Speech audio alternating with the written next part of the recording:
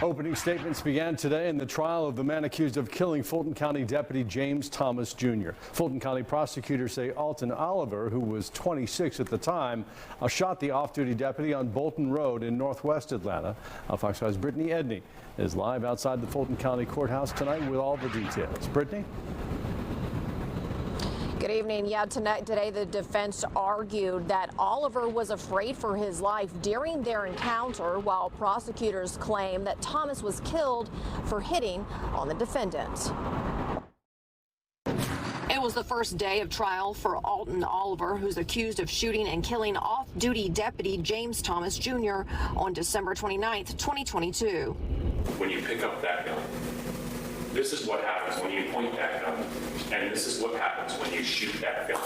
Not once, not twice, 3 times. Prosecutors say at around 4:30 a.m., Oliver was walking down the street when Thomas approached him in his personal car, adding Thomas circled back multiple times and at one point asked for sexual favors.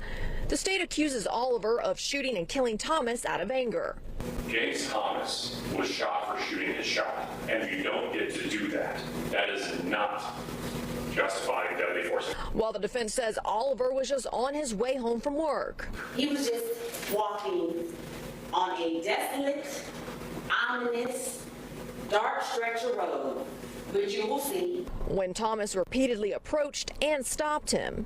But he chose to bust a U-turn and come back and find my client. Circling several times while Oliver ignored and declined his sexual advances.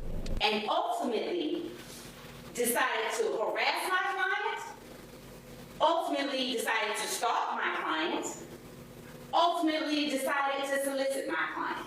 And was afraid for his life, explaining that Oliver used deadly force in self-defense. The imminent fear doesn't have to be just what the state imagined it to be. Prosecutors ask if that reaction was reasonable. Before you go from 0 to 100, are there any other steps that could have been taken?